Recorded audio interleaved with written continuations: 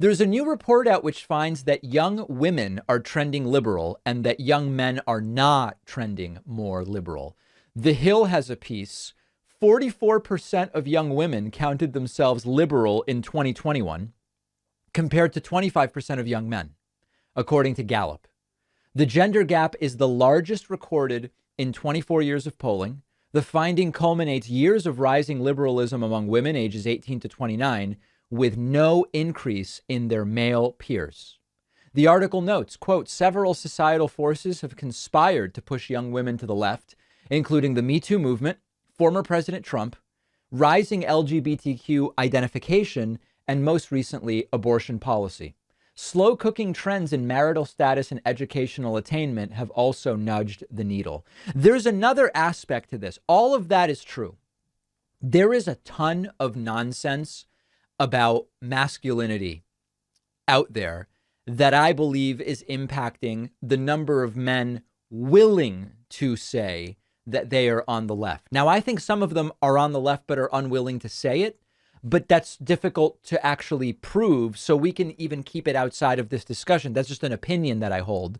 And it's based merely on anecdotes. I think there are some, much like for a time when you know, lots of times you hear there's more gay people now than ever. Well, are there more gay people, or is it that gay folks on average are more open to saying that that's how they identify, whereas in the past they were not for different societal pressures? I think right now there is a societal pressure, particularly among, without a doubt, the right wing and even among the center, where men have been convinced that there is a lack of masculinity in progressive beliefs, that there's a lack of masculinity in, to some degree, empathy.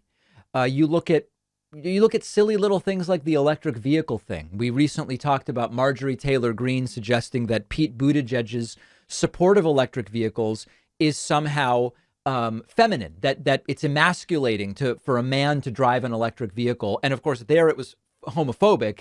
Pete Buttigieg is gay, and it was all mixed up with this homophobia that is just a big thing for Marjorie Taylor Greene. Also Pete Buttigieg being an involved dad.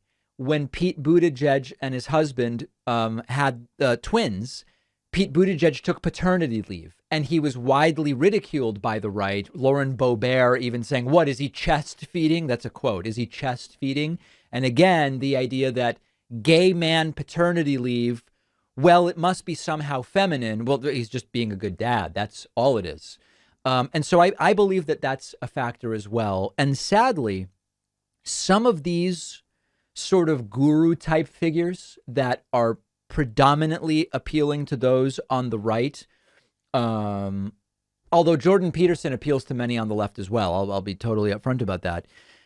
Although it may not be explicit from Jordan Peterson, he puts together a pretty clearly defined kind of archetype for masculinity that doesn't really include the types of empathetic, sensitive, progressive beliefs and perspectives that, quite frankly, have nothing to do with masculinity. So I think there's a lot going on here, and it is not surprising that we see, in terms of overt identification, young women identifying more to the left, but not young men. Now, then there's that other X factor, and it's, are some of these young men actually progressive, but they don't say it because of that very same societal pressure?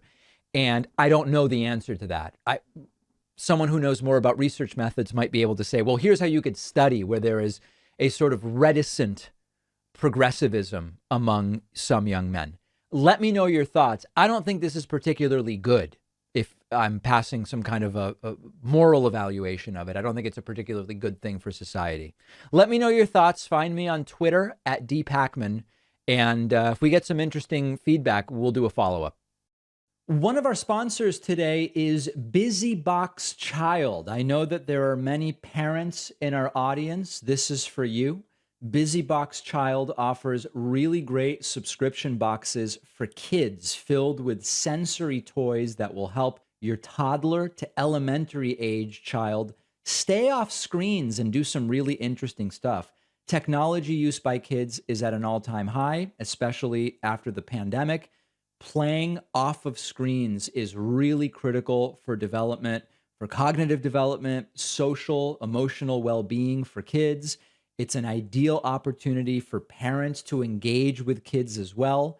Carolyn is the founder of Busy Box Child. She's a mom and a child clinical psychologist who designs all the boxes that you receive. Busy Box Child offers monthly sensory kits with different themes for each season, or you can get a monthly sand bin subscription for hours and hours of fun.